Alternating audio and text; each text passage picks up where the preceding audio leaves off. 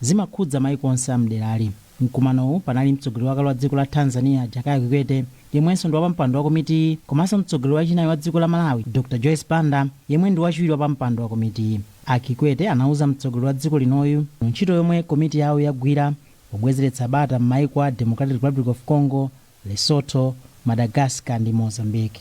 Iwo anati cholinga china cha msonkhanowu kunali kufotokozera mtsogoleri wa dziko lino ngati wapampando wa komiti yoona za kayendetsedwe ka ndale komanso chitetezo mdera la SADC pa ntchito yomwe komiti yawo ikugwira. Pakadali pano Dr. Banda kuti achiona cholemekezeka anasankhidwa nawo kukhala mu komiti ndipo anakatumikira mdziko la Madagascar. Msonkhanowu ndi mbali imodzi yomva maganizo a atsogoleri a mbungwe la SADC pa nkhani yolimbikitsa bata ndi mtendere kumwera kwa Africa. Mwayi Mtumodzi, MBC Lilongwe. Wachiwiri kwa mtsogoleri wa dziko lino Justice Dr. Jane Ansah wayamika dziko la Germany kamba kathandizo lomwe limapereka ku nthambi zosiyanasiyana za chitukuko za dziko lino. Poyankhula pa zokambirana ndi kazembe wa dziko la Germany kuno ku Malawi, Dr. Ansah ati ubale omwe ulipo pakati pa mayiko awiriwa ndofunika kwambiri mu nthambi ngati zona za luso la manja mwa zina. Tili ndi zambiri mu ripoti la Chinsisi Moyo. Wachiwiri kwa mtsogoleri wa dziko lino Dr. Jane Ansah lachisanu anachita zokambirana ndi kazembe wa dziko la Germany ku Malawi Ute Kohn, zomwe cholinga chake zinali kulimbikitsa ubale pakati pa mayiko awiriwa. Pa zokambiranazi Dr. Ansah anati dziko la Malawi limalemekeza ubale omwe ulipo komanso thandizo lomwe dziko lino limapeza ku boma la Germany ponena kuti ndi lolingana ndi ngodya zachitukuko za dziko lino. Iwo anatchulako kadaulo wa ntchito za luso la manja ngati zina zomwe dziko lino likupindula ponena kuti boma ndi lodzipereka kutukula ntchitozi. Dr. Ansah anaonjezera kunena kuti dziko la Malawi limatenga dziko la Germany kuti ndi lofunika kwambiri mu nthambi ya maphunziro. M'mawu ake, kazembe wa Germany mdziko lino Ute Kohn analengeza kuti boma la Germany layika 68.8 million euros ku dziko la Malawi mzaka ziwiri zikubwerazi, zomwe cholinga chake ndi kuthandizira ntchito zachitukuko ngati nthambi ya maphunziro komanso chuma mwa zina. Kohn anaonjezera kuti dziko la Germany lipitiriza kuthandiza dziko lino mu nthambi za maphunziro ndi zina. Zokambirana zomwe zinachitika pakati pa wachiwiri kwa mtsogoleri wa dziko linoyu komanso kazembe wa dziko la Germany ku Malawi ndi chizindikiro chachikulu kuti mayiko awiriwa ali pa ubale okhazikika. Chinsisi Moyo, MBC Lilongwe. Nduna yoona za mdziko apita Mukito yatsutsa malipoti oti chitetezo chasokonekera mdziko muno. Amukito atsutsa izi mnyumba ya malamulo pomwe amayankha mafunso ochokera kwa aphungu okhudza za momwe chitetezo chilili mdziko muno. Beatrice Mwape ndi Catherine Banda alemba ripoti. Poyankhapo mafunso aphungu okhudza momwe chitetezo chilili mdziko muno, nduna za chitetezo apita Mukito ati ngakhale pali nkhawa pa milandu yakuphana ngakhalenso kusatsatira malamulo, Amalawi athe kusiyanitsa pa mphekesera zomwe zikumveka pa nkhanizi ndi momwe zinthu zilili kumbali ya chitetezo. Amukito atsimikizira mnyumbayi kuti chilichonse chokhudza chitetezo mdziko muno chili mchimake ndi kuti nthambi za chitetezo zachilimika pa ntchito yofufuza milandu komanso chipikisheni mwa zina pofuna kuthana ndi vutoli. Apa ndunayi yadandaula ndi mchitidwe omwe anthu ena akuchita otengera lamulo m'manja mwawo ndipo yatsindika kuti izi nzoletsedwa. Iwo achenjeza onse omwe akuchita milandu yokupha ndi ina kuti boma sililekerera ndipo akapezeka akayankha milandu ndi kulandira zilango zoyenera. Pofotokoza momwe zokambirana zayendera msabatayi, mtsogoleri wa zokambirana Ajabi Mhango ati zokambiranazi zayenda bwino ndipo ntchito zikuluzikulu monga kuvomereza ndondomeko ya chuma zachitika. Ntchito yakulu kwambiri ndanaye mulungu uno kunali kuti tikhazikitse ndondomeko ya zachuma. Ndino okondwa kuti ndondomeko chata ikhazikitsa budget inadutsa lachiwiri. Malamulo ake amene amathandiza budget ya ena tawonso aphungu agwirizana nawo. Komanso mkati mwa mulungu menewu munali nduna kumapereka ma statement osiyanasiyana mnyumbamo, komanso paja timapeza ndi kafukufuku wa kugulitsa kwa hotel ya Amaryllis. Komanso ngati mwa wiki yomweyi takhazikitsa komiti imene ikhale kufufuza ndege imene inagwa ku Chikangawa imene idatenga miyoyo ya anthu 9. mtsogoleri wa zokambiranayo wati sabata yamawa aphunguwa apitiriza kafukufuku wakugulitsa kwa hotela ya Amaryllis, akambirana mabilu okhudza ndondomeko ya zachuma komanso malipoti a m'madera aphungu mwa zina. Nyumbayi ipitiriza zokambiranazi lolemba masana. Mlembi wamkulu wa boma Justin Saidi wati thandizo la ndalama zokwana 100 miliyoni kwacha lomwe banki ya NBS yapereka lafika mu nthawi yake. Iwo anena izi pomwe amalandira thandizoli lomwe lifikire wanthu omwe ali pa chiopsezo cha njala komanso omwe akhudzidwa ndi vuto la kusefukira kwa madzi. Tili ndi zambiri mu lipoti la Mwayi Ntumodzi.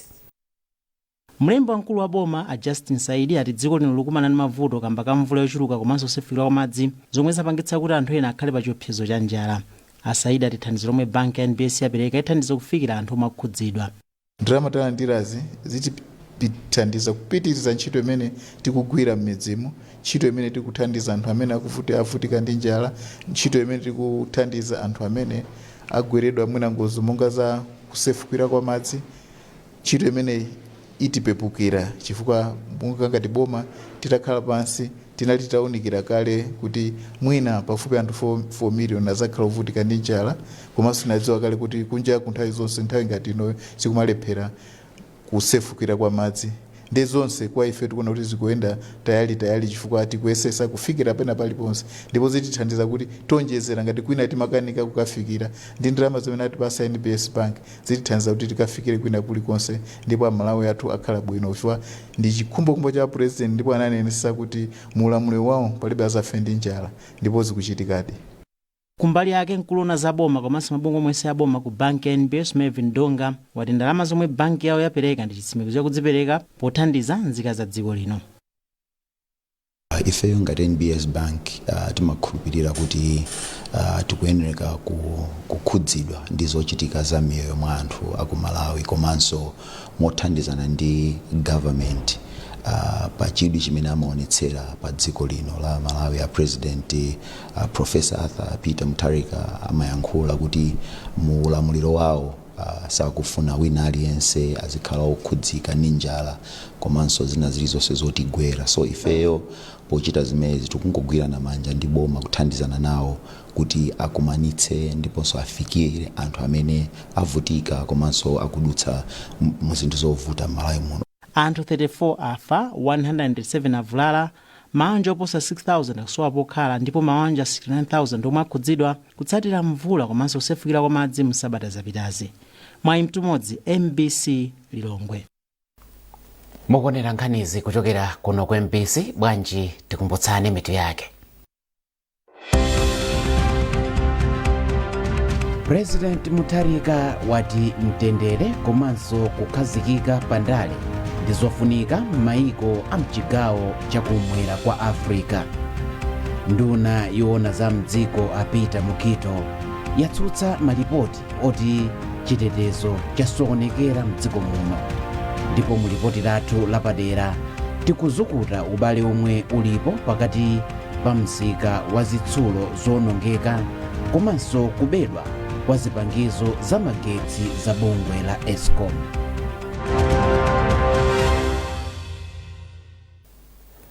Takulandiraninso tipitirize ndi nkhani yokuti nduna ya zofalitsa nkhani a Shadrack Namalomba yalonjeza kuchitapo kanthu poonetsetsa kuti amayi ndi abambo ali ndi mwayi ofanana pa ntchito zofalitsa nkhani mdziko muno. Namalomba ayankhula izi pomwe amayi omwe akugwira ntchito zofalitsa nkhani mdziko muno pansi pa bungwe la Association of Women in Media AOME anakaonekera ku ofesi kwawo. Tili ndi zambiri mulipoti la McDonald Chiwayula.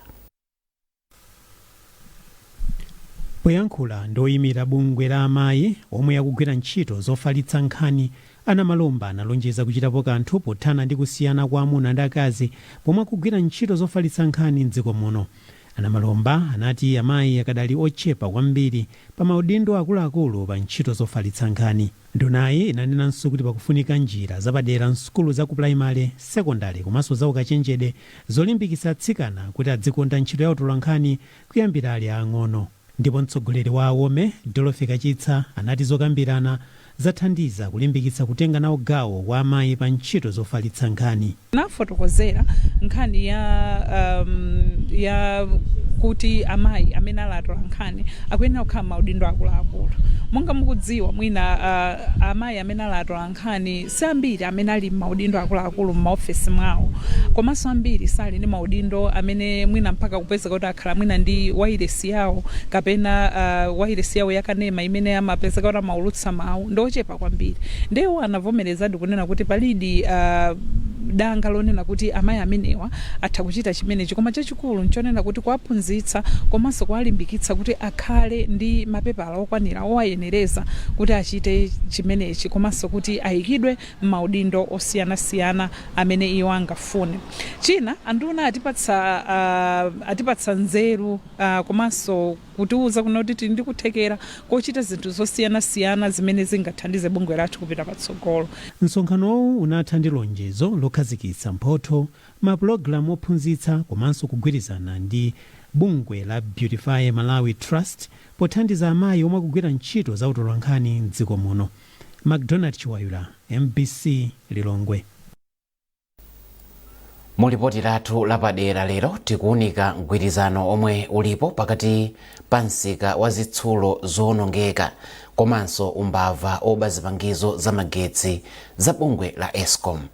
Mukafukufukuyu MBC yapezanso kuti apolisi sanapeze mgwirizano uliwonse pakati pakubedwa kwa zipangizozi ndi kupezeka kwa msikawo. Justin Nkwewu ali ndi zambiri mulipoti. Nkhani zoti anthu aba zipangizo za magetsi za bungwe la Eskom monga matransforma komanso zingwe za magetsi sizachilendo. Nkhani zoti anthu amwalira ku chipatala kapena anthu akhala mu mdima kamba kuti kudera lawo anthu anaba zipangizo za Eskom sizachilendo. Nkhani zoti Eskom ikuononga ndalama za nkhaninkhani pobwezeretsa katundu obedwa sizachilendo konse ayi. Chaka ndi chaka nkhani izi zimamveka mu nyumba zoulutsa ndi kusindikiza nkhani, mu mipingo, mu mikumano komanso malo ena ambiri. Ngakhale zili choncho, kubedwa ndi kuonongeka kwa zipangizo za Eskom sikukutha, ndipo bungweli likuonongabe ndalama za nkhaninkhani. Mneneri wa bungwe la Eskom Apilirani Phiri akuti bungweli limaononga ndalama zokwana 3 billion kwacha pa chaka kubwezeretsa zipangizo zobedwa. Aphiri akuti kupezeka kwa misika ya zitsulo zoonongeka, scrap metals pa Chingerezi, kukukolezera mchitidwe woba zipangizo za Eskom.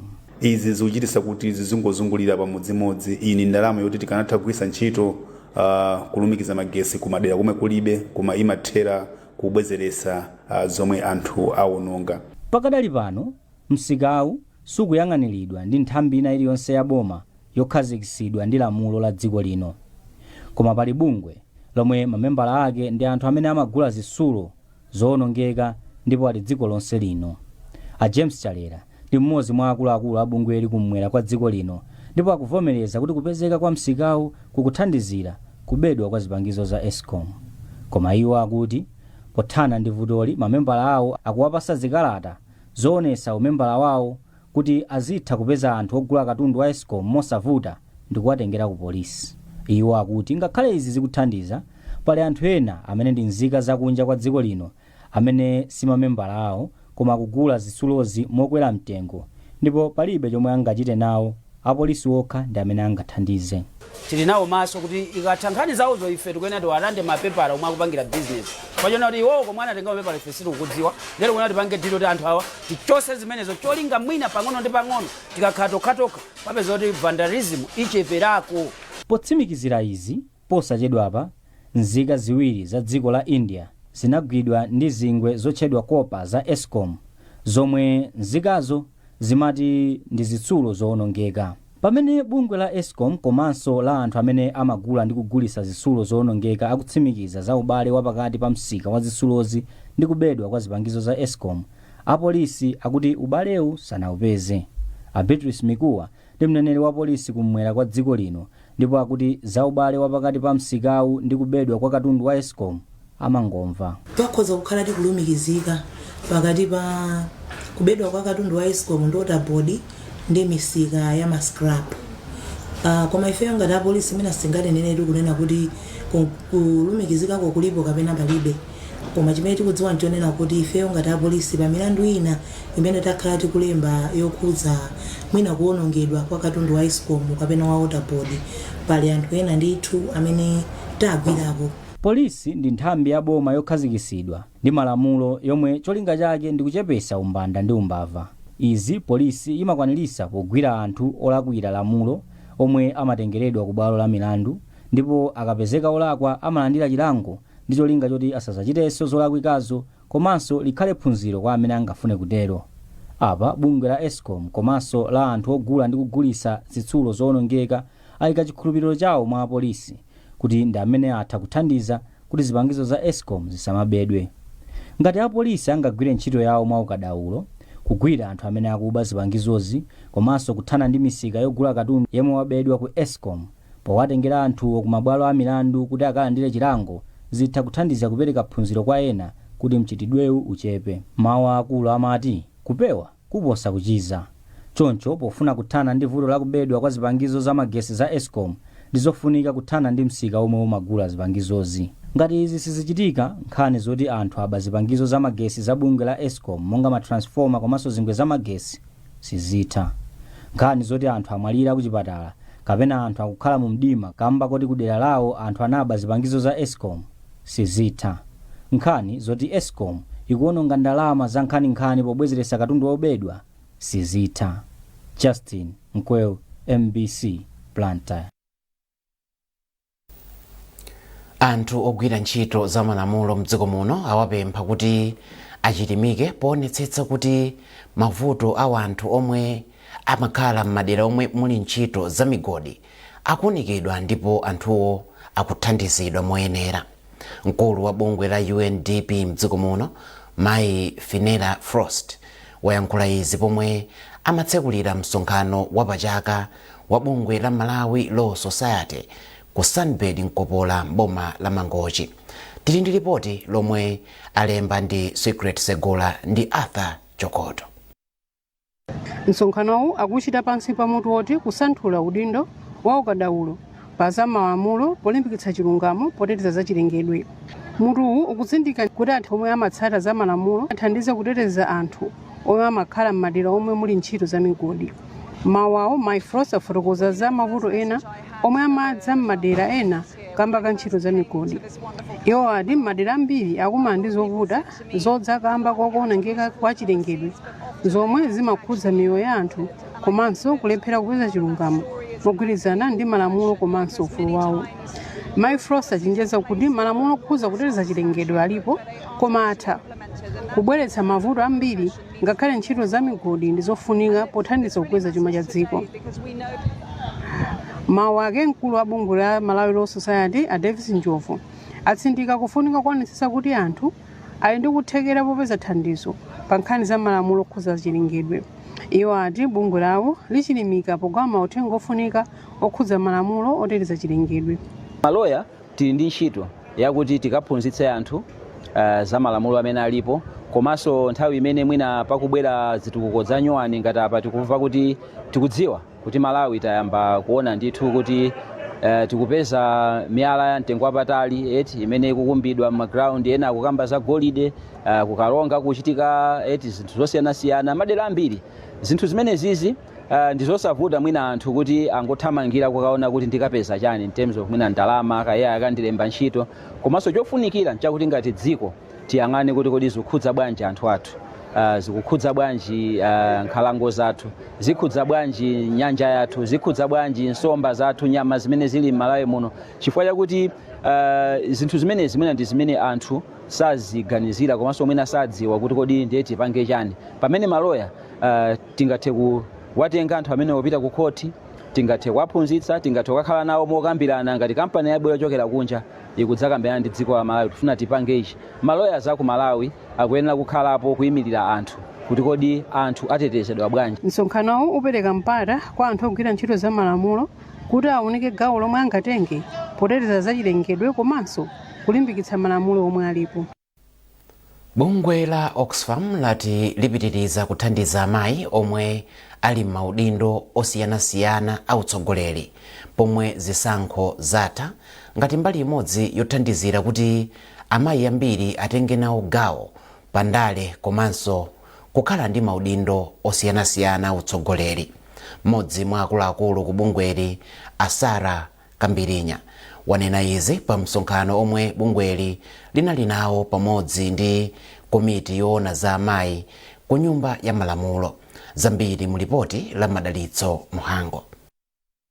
Mmodzi mwa akuluakulu ku bungwe la Oxfam Asara Kambirinya ati amayi ali ndi chiwengo chachikulu m'dziko muno kotero nkuonera kuti adzipatsidwa mphamvu ndi cholinga choti adzitha kumvetsetsa za udindo wawo komanso momwe angayankhulire pa nkhani zokhudza nkhanza. Iwo anati kuchita msonkhanowu ndi komiti ya nyumba ya malamulo yoona za amayi nkofunika kuti aone momwe angathandizire amayi pambali ya maphunziro komanso kwalimbikitsa ndi cholinga choti liwu la amayi ku nyumba ya malamulo likhale ndi tanthauzo. Ifeyo tili okonzeka kuthandiza nawo nkhani za capacity building, kuthandiza nawo kuti tiyendere nawo limodzi kodi mabudget aziawunikira motani, kuthandiza nawo kodi akamafuna kupanga ma analysis mudera mwawo kuti aone zinthu zomwe zikukhuza azimayi ziziyenda motani. Kandi nkhani za ukhondo kandi nkhani za maphunziro angamaoni bwanji kuti polingana kunena kuti panopaso pali ndalama zambiri zina zambiri zimwe zikulawa constituency izikhala bwanji CDF kuti iziyenda nawo limodzi ndipo azithandizira azimayi kapena anthu okhuzika.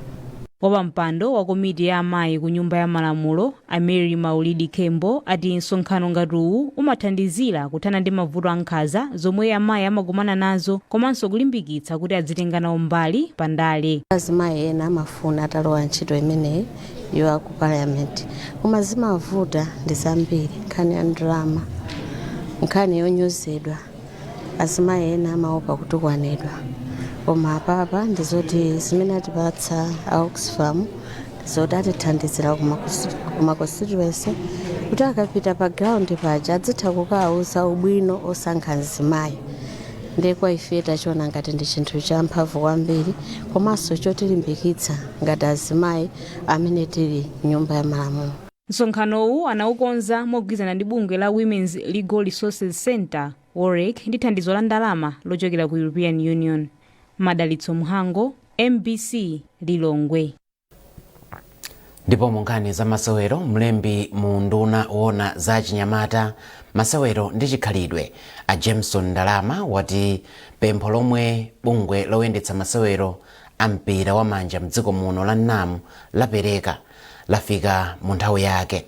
Mtsogoleri wa bungwe la NAM Mai Vitumbiko Gubuduza wapempha kuti boma liganizire kuyika njira zina zofewetsera ntchito za kampani zomwe zimathandiza masewero mdziko muno.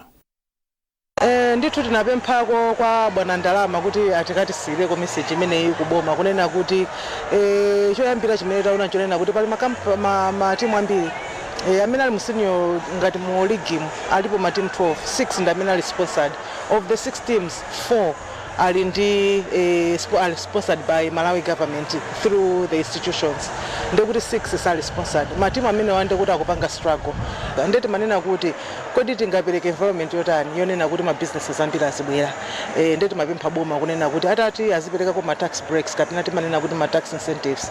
Kunena kuti kwa iwo amene akupanga sponsor mpira kapena matimu bwanji ataganizirako china chake because anthu aja akamabwera kuzapanga sponsor matimu kapena sports akuthandiza boma lomwelo kunena kuti ithandizike whether it's grassroots development, sports development komanso social and community zinthu zambirimbiri zimene akupanga. Tine kuti pakati pano pempha labwera nthawi yabwino tikuwunikiranso ndondomeko yoyendetsa masewero mdziko muno choncho pempho limeneli lilowanso mmenemo kuti tione kuti zingathandize bwanji koma mwachidule tine kuti pemphero lamveka. Pomaliza nganizi nayenso mitu yake. President Mutharika wati mtendere komanso kukhazikika pandale ndizofunika m'mayiko a mchigawo chakumwera kwa Afrika. nduna yoona za mdziko apita mukito yatsutsa malipoti oti chitetezo chasokonekera mdziko muno, ndipo mu lipoti lathu lapadera tikuzukuta ubale omwe ulipo pakati pa msika wa zitsulo zonongeka komanso kubedwa kwa zipangizo za magetsi za bungwe la Eskom.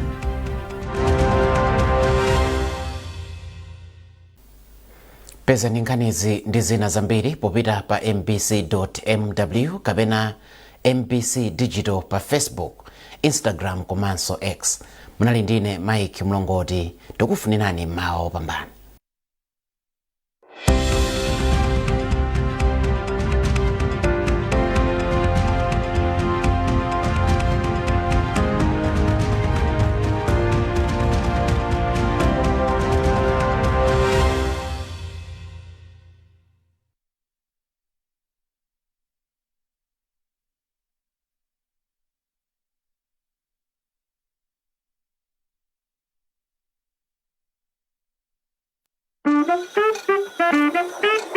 This team, Mbola, mmene muli nkhani zenizeni, nkhani zokutino muzitsate bwinobwino.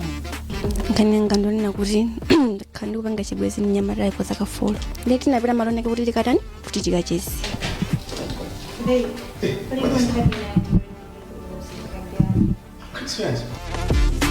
Mimi ndilo panga chibwezi sinapita kukaizesa magazi. Ulokonzeka kuti mwana wa malizati amagaza. Paiza temana nabwera nakhangalira nani ankomera iyeyo. Ine sisinayendi. Eni yake kuzifotokoza, kusanthula komanso kuthula nkhawa zawo. Ndizikupatsirani programu imeneyi ndine mkonzi komanso mulutsi Andrea. Don't miss kuyambira April